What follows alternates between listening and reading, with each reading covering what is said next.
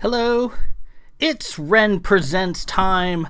I'm your host, Ren, and today we continue with the sixth turn of the Shadow Tech Goddess, subtitled Cat, and I welcome you to part 3 of the book, entitled Cat, simply enough, and I have a pot full of surprises for you. Instead of one chapter, we will be reading 2 chapters, because the first chapter in part 3, entitled Lord Belmont, is barely 2.25 pages long.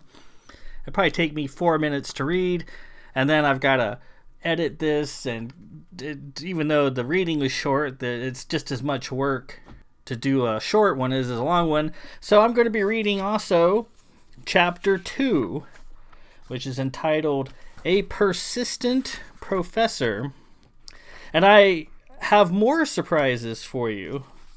We will be soon meeting a character known as Grand Dame Hannah-Ben Shurlamp, EVOR, from the University of D. She's one of my favorite characters. I really enjoy writing about Hannah-Ben Shurlamp. You'll learn more about her as she approaches, but of all the characters, she's probably got the most changeable roles in the various books, even though she's most the same in these Shadow Tech Goddess books. These characters all change a little bit as we drift through the universes, but Hannah-Ben Shurlamp is pretty much the same, but her role can be wildly different. If your goals and needs meet hers, then she is an invaluable ally. If you are going up against her for whatever reason, then she is a vile enemy. In any case, she always commands respect, and I wanted to give her a voice other than my own. I thought she deserved something cool. So my good friend from across the pond, author Cas Peace, has graciously offered to lend her voice to Hannah-Ben Shurlamp.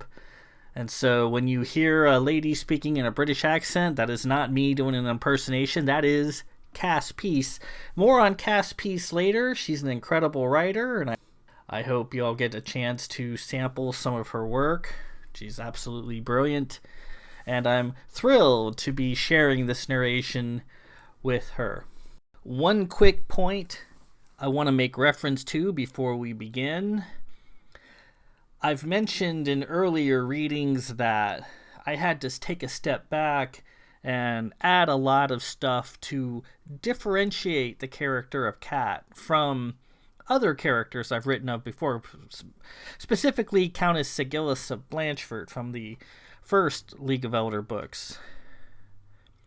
So, with that reckoning, right here at the beginning of this chapter was the original beginning of the book.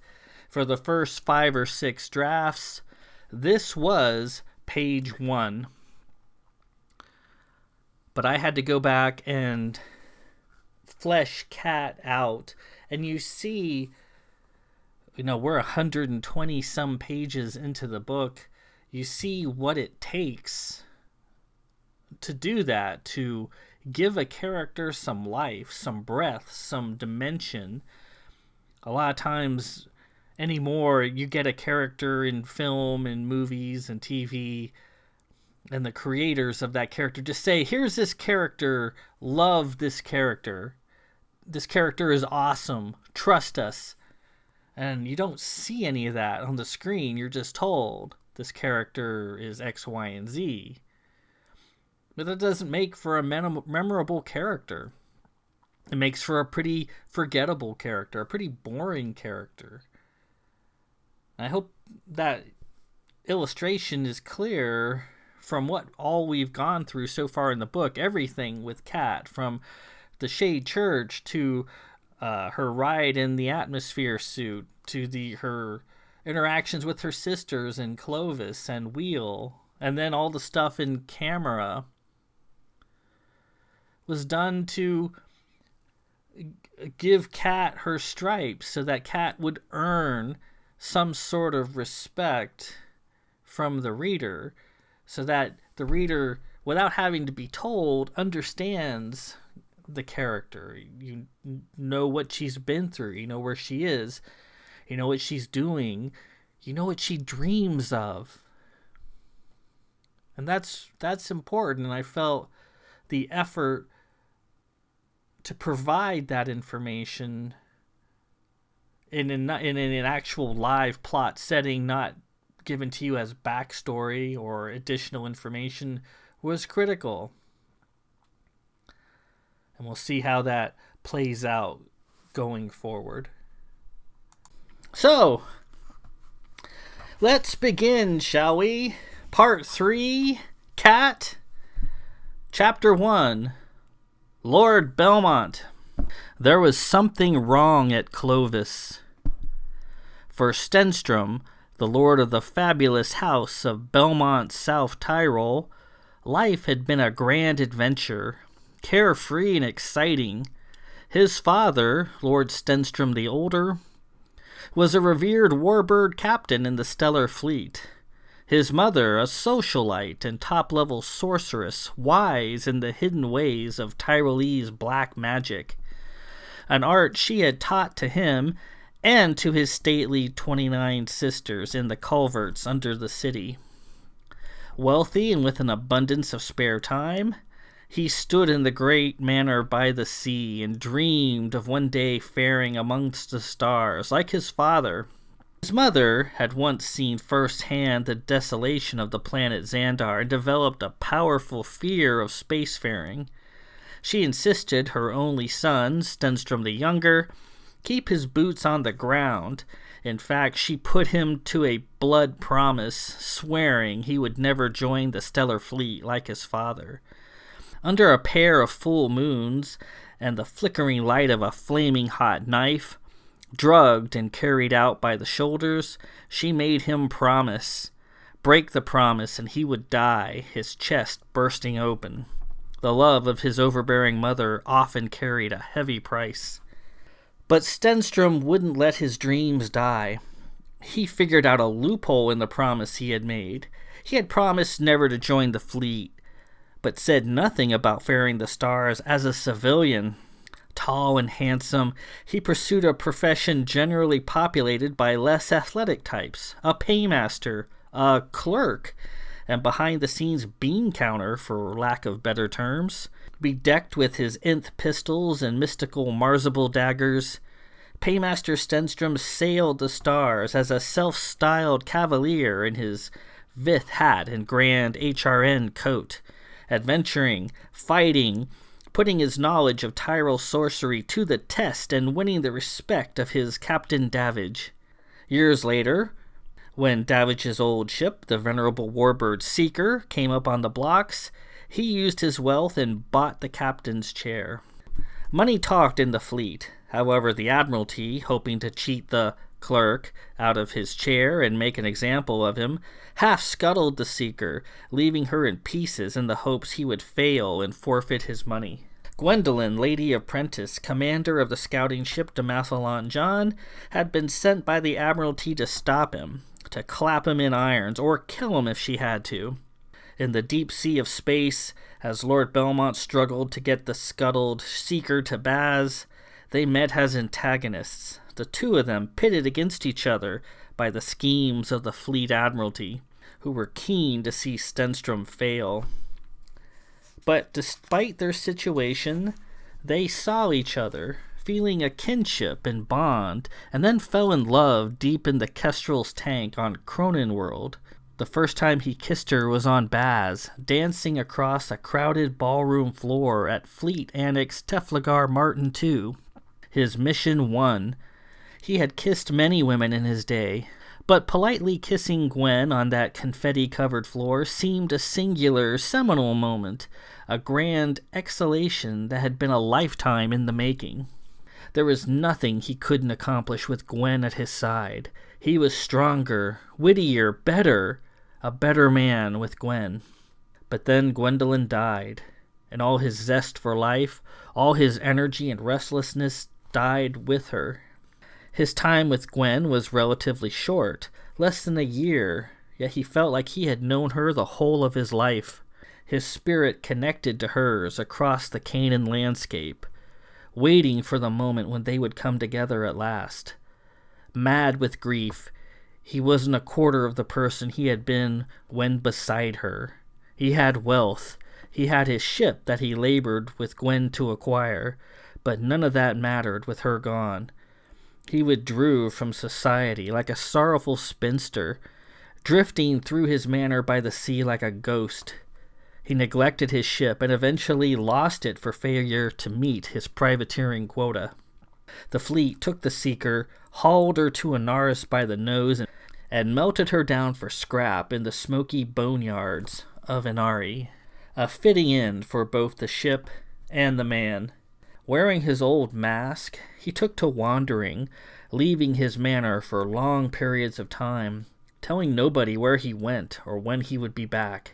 Sometimes he was gone for weeks, his wandering the passing whim of a lost, heartbroken man, in the hopes of filling yet another empty day turned to obsession. Stenstrom often wandered out into stately lands of Xenon and stared at Gwendolyn's family manor, old Prentice Hall, rising up terraced and small-windowed behind ivy-covered walls. He imagined seeing her familiar face staring out at him through the windows. When the scouting ship she once commanded, the Demophalon John, made berth in Tyrol Port, he always requested to board and walk the corridors, looking for some small trace of her passing. There was nothing in the ship commemorating her command. No portrait, no memorial plaque, nothing. Not even dust accumulating in the corridors. An evidencer casing the ship for minute particles shed by Gwendolyn, a flake of skin or a tiny bit of hair, would find not a trace. The ship had moved on, her tenure as its commander swept away and wiped clean. Now just a forgotten footnote. Nobody but he cared to remember. He had been to the fleet annex on Baz a few times since her death, standing on the fine wooden floor where they had once danced, remembering the lace and confetti that fell, the cloying bubbles and spritz of uncorked champagne, the high hopes of a newly won command, savoring the return of her phantom lips against his. The music that had played still rattled like a dirge in his head. There was another place associated with Gwen that he visited once a year, though he despised it. The ruins of Clovis, the place where she died. How he now wished he had turned the odd woman away. Perhaps Gwen would still be alive. The woman had come aboard during the heady days of the Seeker, hoping to procure his services.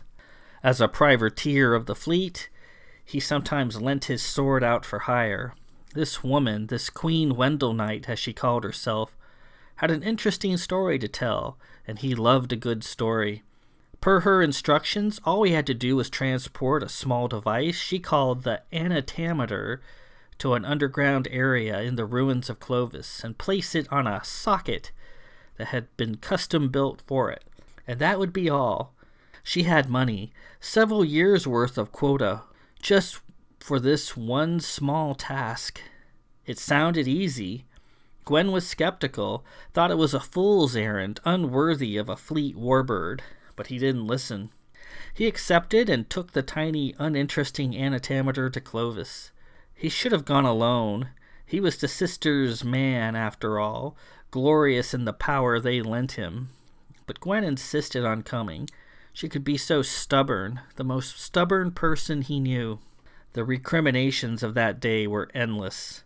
He should have gone alone to Clovis, but there she was, tall Gwen, beautiful in her fleet uniform, striding through the ruins at his side, locating the stairwell descending into the living earth, where the old Clovis performed their arcane rituals. He struggled to keep his wits about him as they descended. Something wasn't right about the place. Hallucinations danced before his eyes. Stenstrom saw many versions of himself lurking about in the dark, some quite similar and others vastly different. He saw himself in innumerable guises. He even saw himself as a woman, and he saw many versions of Gwen swirling around him as well. She took the anatometer and placed it on the column of stone, a socket where it seemed to want to go. The visions were overwhelming.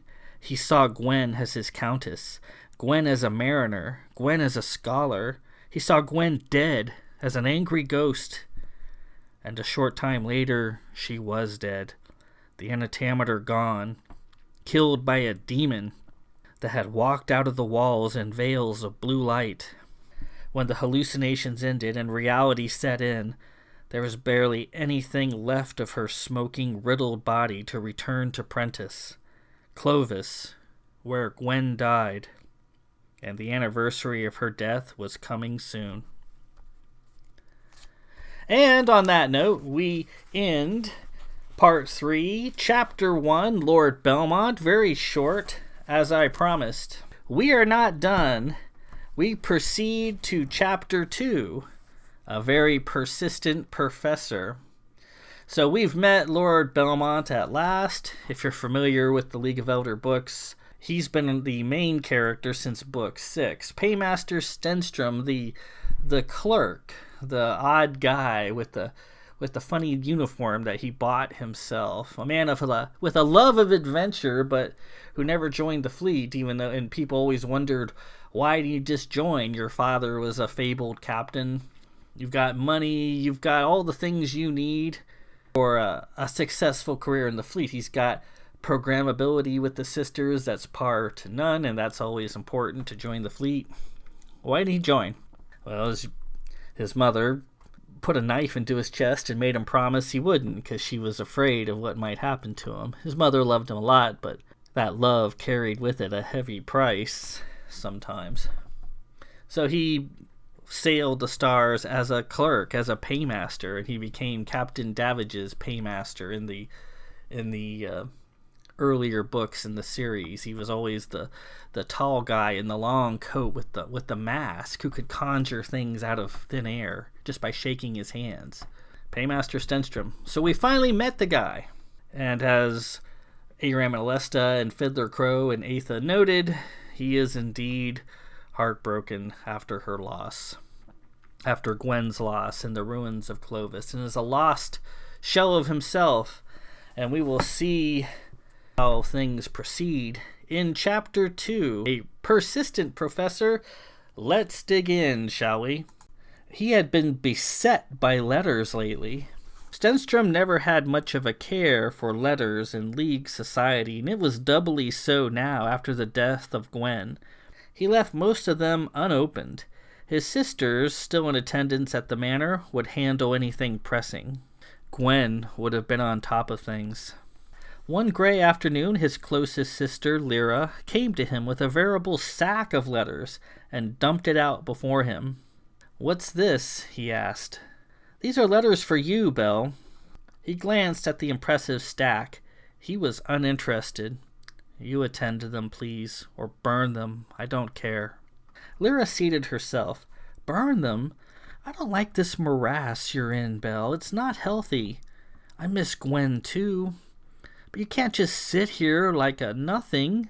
Remember when Nylar's husband died and she acted as you are now? But we didn't allow her to fade away, did we? We took steps to get her living again." Stenstrom didn't reply. He was in no state for a lecture. He barely heard her. He felt dead himself. This morass went beyond mere grief. It was as if his skeleton and his heart, along with all his vitals, had been pulled out of his body, leaving him completely empty. Alive, but dead. Undaunted, Lyra sorted through the letters, trying to spur him on, rouse some life out of him. These are all from the same person, some associate professor from the University of D. Odd. You know anybody from that school? She held the letters in her hand, awaiting his response. Stenstrom shrugged and shook his head. Lyra tore one of the envelopes open, revealing a sharply folded letter of pink paper splashed with laser-straight lines of gorgeous handwriting. She read through the note. "It's from an associate professor named Hannah-Ben Shurlamp, EV. She says..." Lyra continued reading the note to herself, her eyes moving down the lines. After a time, Stenstrom stirred. "Well, Lyra, what's it say?" Lyra closed the note and set it aside. I'm sorry, this woman is clearly demented. I shouldn't have troubled you with these notes. I'll have them destroyed, burned as you suggested. A bit of the old curiosity that once drove Stenstrom resurfaced for a moment. No, it's all right. Leave them. Perhaps they'll give me a good laugh. Lyra stood. Fine.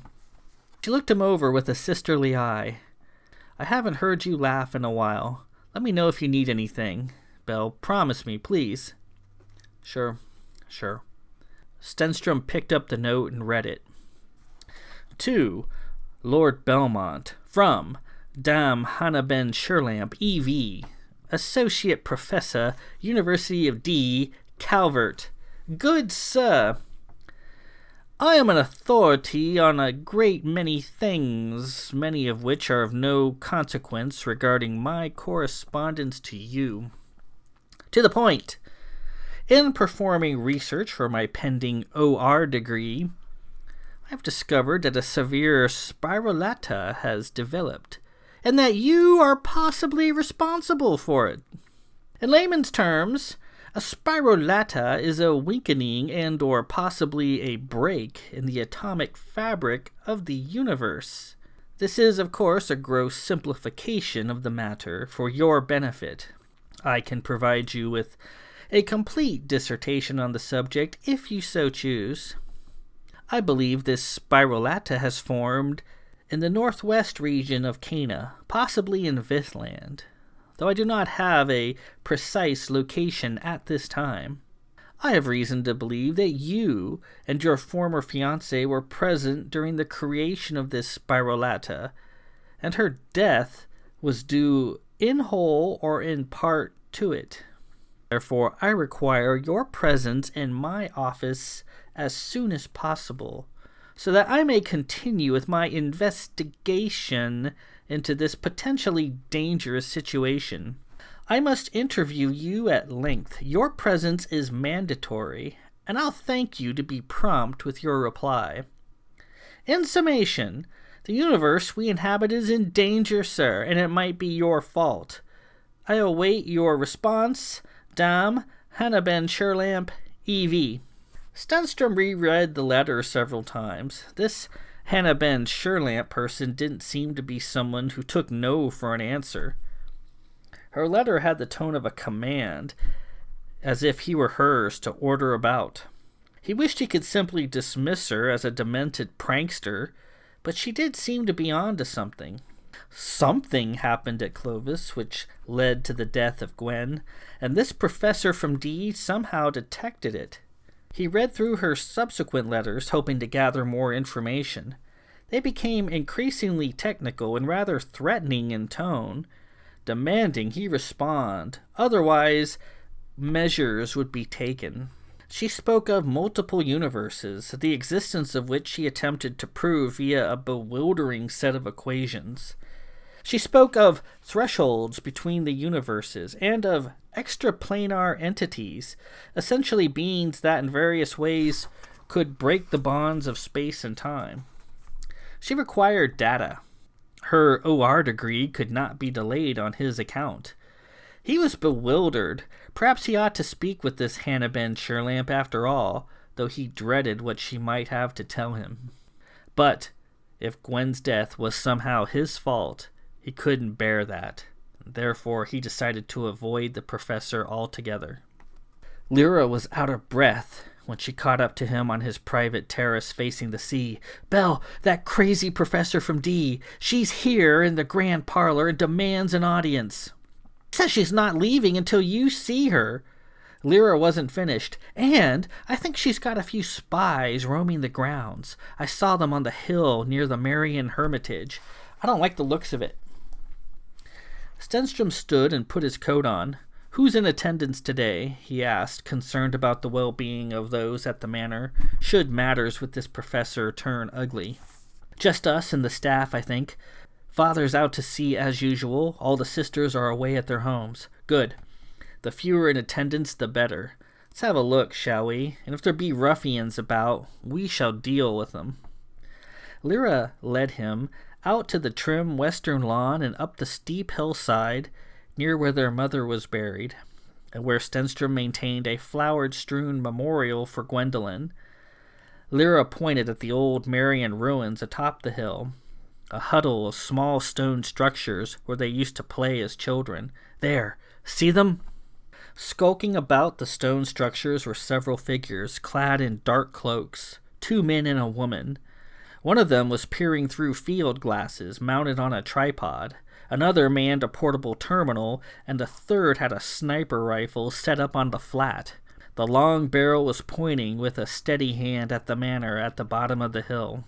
Stenstrom and Lyra crested the hill and took in the situation. The view from the top was resplendent. To the north, the city of Tyrol tucked against the seaside, sparkling with yellow and green evening lights. To the west was the dark gulf of the sea with its steady whisper of surf. The 3 intruders stood at their posts, going about their work in meticulous fashion. Look at this fellow here, Stenstrom said, pointing at the man with the rifle. From his position, he commands an unobstructed view of the parlor. Lyra walked up and agreed, eyeing the man with disdain. Looks like he's ready to ring you up cold had you made an appearance in the parlor. They appear to be using sophisticated ranging and windage equipment to assist with their aiming. It's a long shot from up here. They milled amongst the intruders, casually taking it all in, impressed by the technology and professionalism arrayed against them. They were unseen and unheard, both of them masters at the skills their mother had taught them years before. Passing silent and invisible were just a few of the many arcane talents they had at their disposal. Apparently the professor and her associates, though well furnished with technology, had no idea what they were dealing with.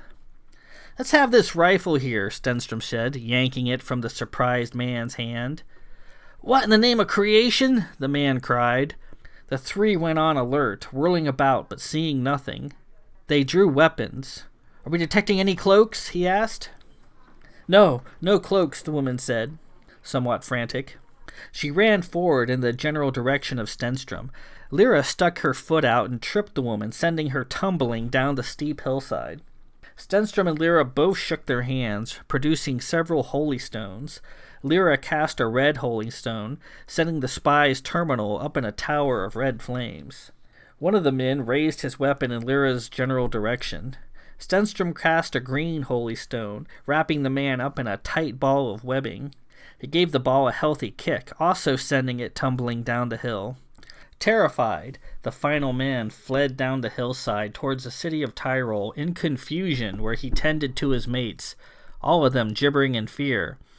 Stenstrom and Lyra laughed, watching them depart up the Tyrol road. "That should do the 3 of them," she said. He checked the rifle. It's loaded with powered darts, probably filled with tranquilizer. Lyra picked up the abandoned pair of field glasses. "The professor appears to be tired of you holding up her OR appointment bell. I say we go down there and show her the door, the hard way." Stenstrom stood there holding the rifle. "Well, I must say I admire her pluck. It takes a healthy bit of bravado to plan a kidnapping right in one's own holdings. Right then, let's have a word with Our Lady from Calvert. What could it hurt?" Rifle in hand, Stenstrom and Lyra marched down the hillside towards the manor, their shoes becoming damp in the trim grass. They entered the parlor, Lyra continuing her fade into the shadows. Professor Hannah-Ben Shurlamp sat on the couch in a dignified side-saddle manner, drinking a cup of tea. She was a handsome lady, tall and upright, wearing a pleasing gown of pink and black patterns, constructed in the usual Calvert industrial style, a light traveling shawl, and a pair of lace gloves. She was a swarthy lady, her skin a burnished olive in color. Her hair was black, like Lyra's, styled long in the Calvert fashion, with a tiny hat nestled on top. Though she was dressed like a typical Calvert lady of means, she had unmistakably Vith features, lean up-and-down build, high cheekbones, penetrating eyes. A small handbag sat on the table in front of her. "Lord Belmont, at last," she said. Stenstrom threw the rifle on the table. "Yes, well met. I had the pleasure of doing away with your hired help up the hillside just now. The professor maintained her bearing and didn't bother denying her attempt to kidnap him. She took a sip of tea. Yes, well, I don't appreciate being ignored, sir, especially with as much at stake as we have here. I thought drastic steps might be in order. You have the reputation of being a fighting man, a man of action. You prowl the rooftops of Tyrol wearing a mask like a raider. I thought you might appreciate such a droll display. Indeed he did. The professor seemed to know a lot about him, and she appeared to have correctly anticipated his response, that his interest would be piqued. Impressed, he seated himself while Lyra, invisible, moved into the parlor and covered the professor, should she try something funny. A question. Are they dead, my people on the hill? Stenstrom shook his head. No. Merely terrified and routed from the premises. I see. Pity. Now I shall have to pay them a night's work. He chuckled. Right then. After all that, here I am. What's this all about? Hannah-Ben Shurlamp had come prepared. She opened her bag, set up a hollow terminal, and began a lecture on the mechanics of quantum physics as it pertained to the solidarity of universal matter. Very heady material. The professor had a keen eye for when her dissertation threatened to go over Stenstrom's head, which was mere minutes into her lecture, and seamlessly switched to more simplistic generalizations. A universe can be defined as a unified grouping of matter, space, and time. Additionally, per my research, all matter in a given universe vibrates at a common homogeneic frequency. Change the frequency of this core vibration and, technically, you are in a different universe, as illustrated by the equation of homogeneity. Note illustration 4a. As this unifying frequency is of infinite range, there are, therefore, an infinite number of universes. The universes all fit together in an orderly pattern called a circulum, one after the next, each independent of the other, rather like the rings in the cross-section of a tree trunk. Though these universes are independent, universes of similar frequency tend to be similar, as stated in the theory of commonality. There are also alternate versions of yourself inhabiting some of these universes, repeated over and over again within a predefined sphere of influence. The Hospitallers have developed a flawed, but for our purposes adequate, algorithm known as the equation of opposites, which determines how many different versions of yourself there are, usually on the order of x to the power of 257904. Of course, the equation generates an extremely large number, but it's nevertheless quite small when compared against an infinitely large value. The Hospitallers call the sphere in which one exists in the universal scheme of things the sphere of mirrors. In this sphere, the variation between you and your alternate versions becomes more pronounced from one end of the sphere to the other. And then the professor went off the deep end. Extra-Planar Entities, or EPEs, which can be composed of matter, space, or time, are either exempt from the laws of homogeneity or able to thwart certain aspects of it.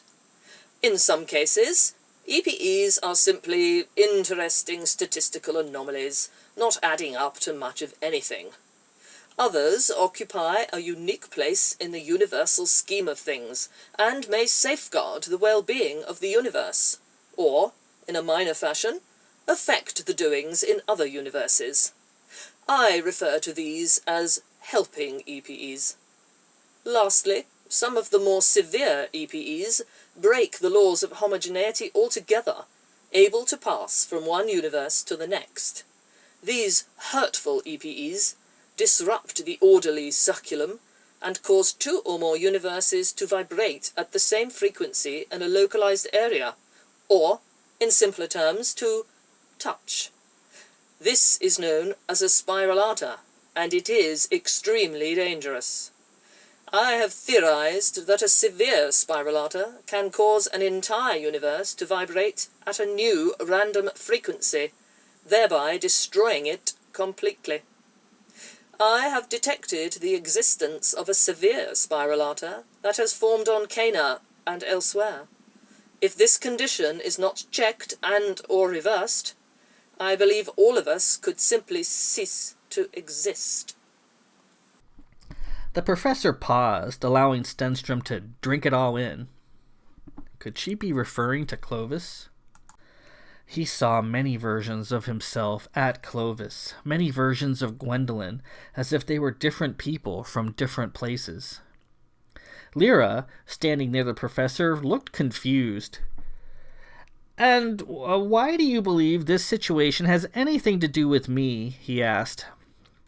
"Because you are an extra-planar entity," she replied. "I am?" "Yes." "And how do you know this?" "Differential geometry, genealogy, cosmology, and a few other quantitative disciplines I shall not tell here, along with standard mathematics. I have taken this entire topic from the rug-lined, incense-burning environs of Zaphen's sage parlours, and the small random bits of hospitaller learning, and unified it into a proper learned field of study, complete with mathematical data to prove all its claims. I simply require more data to fill in remaining gaps." Lyra appeared from the shadows, unable to contain her questions any further. "And you need my brother to add to your knowledge, to make you the founder of a new branch of science? Is that it? You're certain of this?" Her sudden appearance standing tall with her marzible daggers in her hand didn't unhinge the professor in the least. "I am, and yes, you are correct. I need to study Lord Belmont in depth." She turned to Stenstrom. "Now then, the question you should be asking is, what sort of EPE are you? Are you a minor statistical aberration? Are you a dangerous, hurtful EPE that can spell the doom of an entire universe? Or are you one of the select helping EPEs that guard the well-being of all things?" She paused, as if for effect. "You, sir, are what is known in old Zaphen texts as a Kedar Germain. I previously mentioned the Hospitaler's equation of opposites, which determines how many universes one may appear in. I mentioned that algorithm was flawed. It's flawed because it does not apply to you. You, sir, appear in all universes."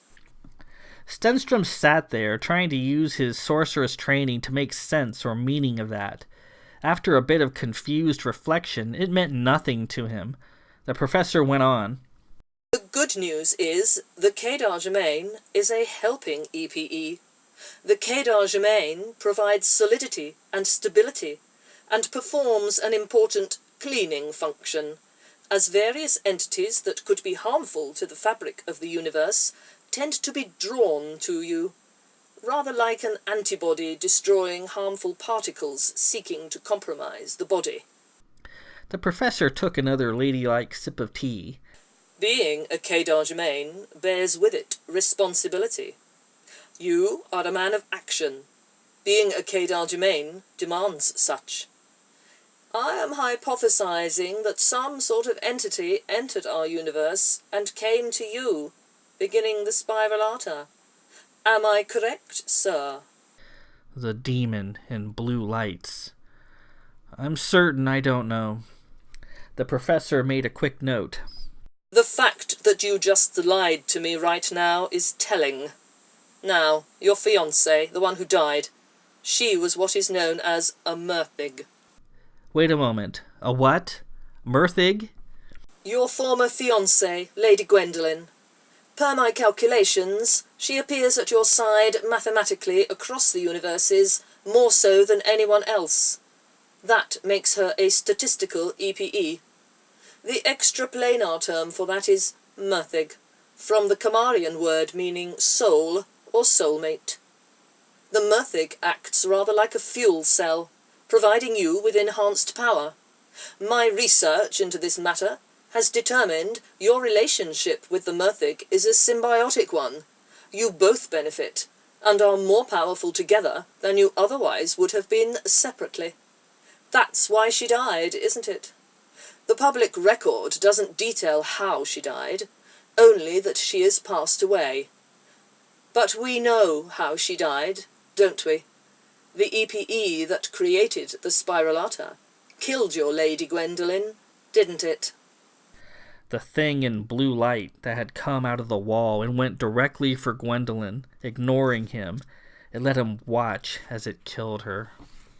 Stenstrom sat there, the loss returning to him fully. He felt tired and empty. "I would like you to leave our home at once," he said. Professor Shurlamp wasn't moving.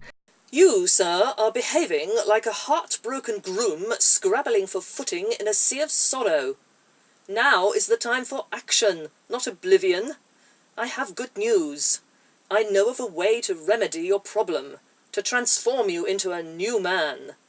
A statistical EPE, known as a Covus, is a person who can replace your lost Merthic and rejuvenate you. A Covus, correctly identified, is a suitable substitute. Substitute? For Lady Gwendolyn? My brother is not a prize pony to be studded to prime breeding stock, Lyra said. I understand he is saddened by the loss of his Merthig. The pain he feels is debilitating and very real, but you must understand, much of that pain is because of his EPE connection to her. It's not simply lost love he feels, it's the loss of power she provided him. The Covus can erase that pain, can remove the sense of emptiness and restore him to his former self. Once that has been accomplished, he will be fit to seek out the EPE and destroy it. This situation you claim exists is not my brother's concern, Lyra said. Yes, it is. The EPE was drawn to him, was given entrance by him, and must be dealt with by him. Else this universe we inhabit shall no longer be. Lyra pointed to the door. I want you out of our presence at once. You may either walk out of our home of your own accord, or you may flee in terror like your associates. The choice is yours. Lyra, Stenstrom said, stirring. His voice was heavy with fatigue. I can't go on like this. I'm alive, but I don't feel as such. I stumble from one day to the next, merely existing. I put my mask on and hide behind it, hoping the pain won't find me, yet it always does. Perhaps the professor is correct. What could it hurt to try? He turned to her. What must I do? Lyra backed away. The professor appeared pleased. At last, some reason from you. You must present yourself in my office in D. There I shall interview you at length, examine you, profile you, and then perform the required computations to determine a suitable Covus. It is exacting work, and it must be precise. I have developed computations I am confident will allow us to locate a suitable candidate. Unlike the Merthic, who is drawn to you by cosmic design, a Covus is not. You must, therefore, seek she or he out and create a connection. I assure you, once united, the Covus shall make you feel alive again. You shall forget your Merthig. I sincerely doubt that, he said. And what is in this for you? Lyra asked, still holding her daggers. Your reward for all this is your pending EVOR appointment, is that correct?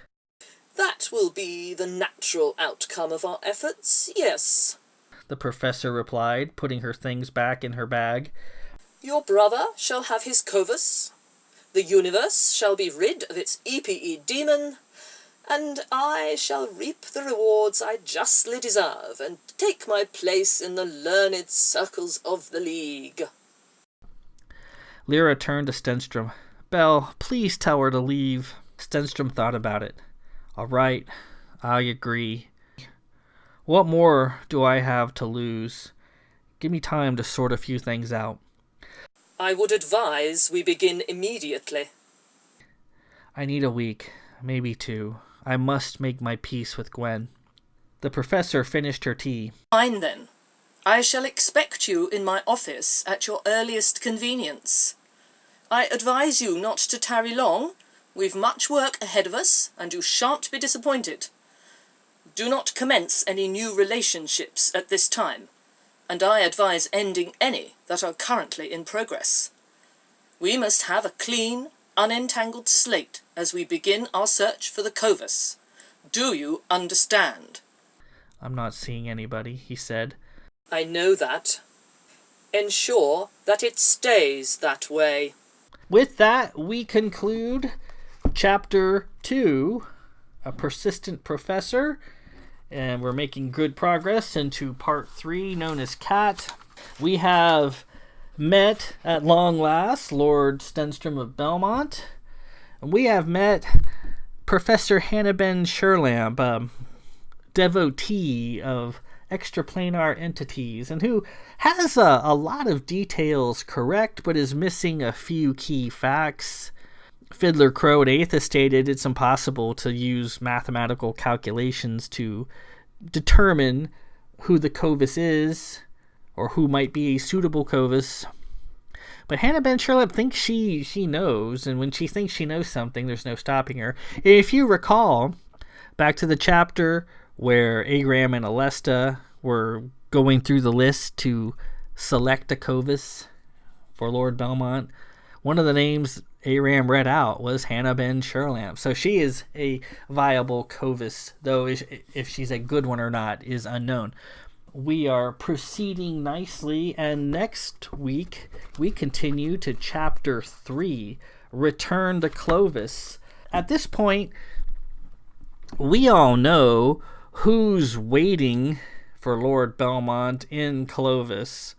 We know Cat is waiting for him, and we know that she is there on purpose to meet him in particular. Everybody knows everything. The only person who's in the dark is Lord Belmont. I wonder how that's going to go, and we will find out next week. First, a few words on Cas Peace. I hope you enjoyed her fine delivery of Hannah-Ben Shurlamp's lines. An incredible author from the UK. Cas Peace has written a number of series that are just amazing in their scope and her ability to tell a story, to create amazing characters.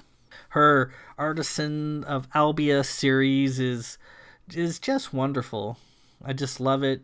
I love her pacing and how she fleshes out characters and how she conducts her story. She also has her Circle of Conspiracy box set, which I've yet to dig into, but I'm waiting with bated breath. I will enclose the links to Cass's work below on Amazon. You can check it out. I highly recommend you do. Now then, next week we will see what happens with Belle and Cat in the ruins of Clovis. And until then, this is Ren Presents. I'm your host, Ren. Peace out.